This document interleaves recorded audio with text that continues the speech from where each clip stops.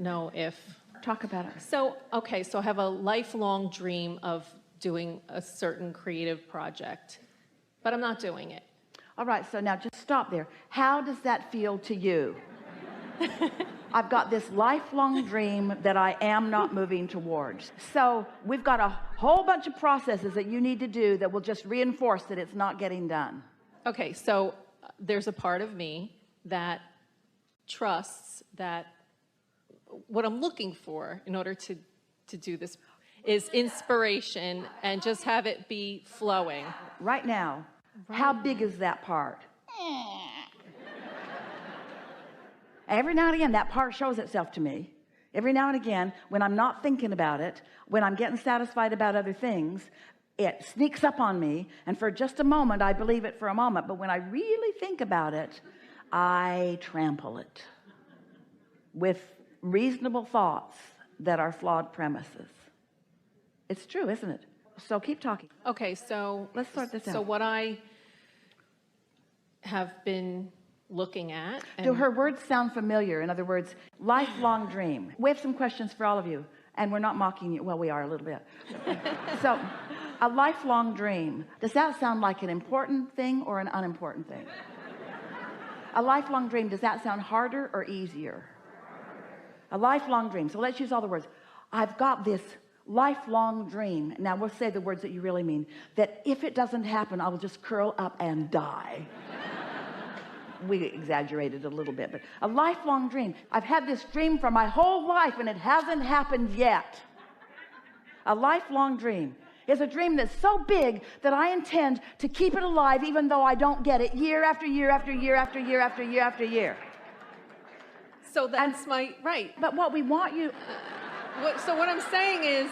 But what we want you to get from all the antics that we're offering up here, what we want you to get is, I'm a creator that is flowing toward a never-ending stream of new ideas of what I want. There is no such thing as a lifelong dream. What there is a continuing stream of new ideas that keep becoming cooperative components of others. As you've lived life, you've put a lot into your vortex, and they're all swirled together, and they are cooperative components one to another. Let's go further. We've made our point. You got this lifelong dream, and... Okay, so sometimes I think about it and I say, well, maybe I should just let go of that because I'm not doing anything about it. So are those thoughts satisfying? No, they're just satisfying and they're accurate, so let go of it. But we're not asking you to let go of the dream. It's a slam dunk. We're asking you to let go of the thought that is thwarting the dream. That's all we're asking you to let go of. We're just asking you to give your lifelong dream a chance by acknowledging that it's there and by stepping back into enough general statements that you do believe. Do you believe that this vortex is real? Yes. Do you believe that there is a vibrational reality to this dream? Do you believe, even from what you've heard today, that your inner being is all over it? Do you believe that your inner being believes in your ability to live this dream?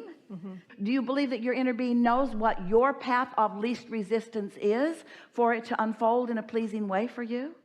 Yes. Then is there more for you to do other than to stop getting in the way? Is there more for you to do? We're asking you all this. Is there really more for you to do other than get out of the way? If you believe you've asked for it, and if you believe it's answered, then is there anything for you to do other than to stop thwarting it by trying too hard and by trying to make it a physical reality right now instead of letting it be the seed in the ground that is going to grow a little bit before it begins to sprout underground, and then it's going to stick its little head up and not be worth eating for a while? Are you willing to let these thoughts turn to things, or does it need to be a thing before you believe it? Does it need to already have turned to a thing before you let it ring your bells? Do you have the ability to be satisfied even before it has become this reality? Because if you have the ability to be satisfied even before it becomes reality, then there is nothing that you cannot be or do or have. But if you need it to be a reality before you feel that way about it, you're going to be a mediocre creator like so many humans who just bip along and let themselves have the things that they believe most people can have for whatever reason. Helpful? Yes. Yes. Something else stuck in there? Okay, so just one more little clarification. So would you say that getting control of your thoughts and using your thought as a mechanism and really being conscious about that, is that efforting or? Yeah, trying too hard. So what's the other alternative? Caring about being satisfied, knowing what feels satisfied, and then feeling around until I find the satisfying spot. Feeling your way to it rather than thinking your way to it. Just feel your way to it. Just ask yourself. Esther's begun doing that in meditation, because we've been talking a lot about meditation puts you in the receiving mode, and Esther knows she wants to quiet her mind, but often almost as soon as she sits down, because she's good at this, she quiets her mind and thoughts start streaming. And so she stops and actually consciously asks herself, is this stream satisfying? And if it is, then she knows she's already achieved the receiving mode, and then she just listens to the satisfying thoughts. Just listens. Have you ever had someone, Esther was talking about with Tracy, the kids will say, tell us a story. She's really good at just making up a story. So satisfying. Just so satisfying. If you ever just listen just for the satisfaction of listening, well, your inner being will tell you a story. Your inner being will give you words or give you impulses or give you feelings. So if you feel satisfied, then just sit there for a little bit and acknowledge that you feel satisfied, and let it sort of wash over you. Let more come. Let more momentum happen about it. And then before you know it, you'll be walking around outside the 15 or 20 minutes of meditation. That's really all we encourage in a day. You'll be walking through an airport and feeling satisfied. Sitting on an airplane and feeling satisfied. And feeling satisfied so much that someone brings you a hot bottle of water to hold under your blanket. Really? Really? Someone goes to that extent because you're already satisfied. So the only interaction that this person could have with you is to somehow enhance your satisfaction just a little more. You got to believe that your inner being wants to enhance your satisfaction. Your inner being knows what you want. Keywords we offered and you didn't quite hear them, but we want you to. Your inner being is guiding you, inspiring you, flowing to you, affecting your chemical factory, affecting the chemistry of your being, affecting your mood, affecting the way your muscles fire, affecting everything about you, affecting the clarity of your mind. Your inner being is offering all of that, all of that, all of that, all of that. And the more that you are allowing, then the more you are receiving of that. And then the more detailed your impulses become. But there's nothing wrong with just letting it be so general. Why are you so happy? I can't even tell you. I can't even pinpoint it. There's just so much. Well, give me some examples. Don't make me. I might lose it. I just feel satisfied. I just feel good because this is who I naturally am. And right now, I'm not doing anything to get in the way of that.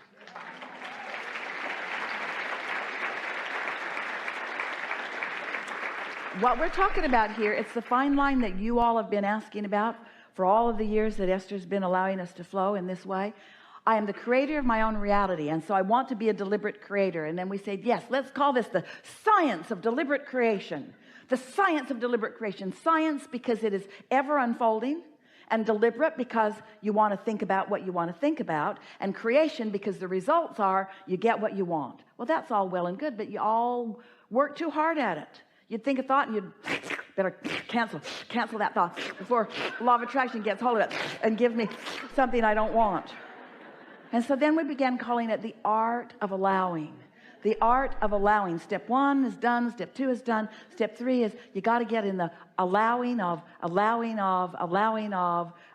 receiving of what you've already asked for. And step 4 is just getting really good at that. And step 5 is having mastered what allowing is and caring about being satisfied and looking for satisfaction in the easy places, in the easy places, in the easy places. Don't look for it where it's hard.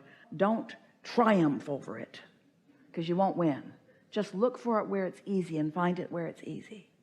And let the things that are easy to be satisfied cause you to create a vibrational atmosphere that lets everything you want in. The easy things will help you create the atmosphere. And once you're in alignment, then the things you thought were hard that aren't can flow in. But most people, when we call them here, give us the thing they're the most worried about, the issue. I've got this issue. We say, oh, good. Let's fail together here. Let's take the subject that you have the most resistance in the whole world about, and let's try to hammer it into alignment together while the audience squirms while we do it.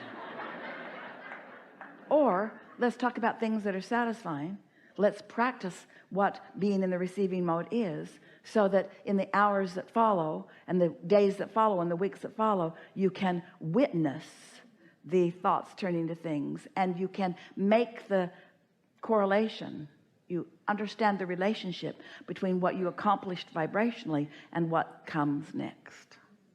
Really good. You all have heard here today the most comprehensive conversation about what creation really is and what your role in it is. And what is your role? Your role is twofold. Your role is ask, which is contrast, and allow or receive, which is chilling out, which is being satisfied. And every moment you're doing one or the other of those. Humans do so much step oneing. For some reason, step one is where you think you need to be, because in step one there's clarification and all of that. Well, step one really is, we'll give it to you, step one is where all the creation happens, because it's where all the asking happens. And once you've asked, it is given. So that really is where it happens. But for you to let it in, you got to be in that step three, in that chill place. And so where does it feel to you right here, right now, in light of your life, in light of everything we've talked about here today? Where do you want to deliberately be, step one or step three? And won't life put you in step one plenty? Do you really need to go looking for trouble? It'll just keep showing up, because no creation is ever complete. So you're going to obviously have continuous step one moments. But as soon as you have them and you've launched the rocket and felt whatever you felt about it, then give it a rest. Don't keep hammering away at it, because now it's in the system. Now it's in the machine. Now your life sifted it out, and you launched the rocket, and now it's in the hands of your inner being and law of attraction. And just like the seed in the ground is following its natural instincts. And now your job is to support the creation of it in any way that you're inspired to do.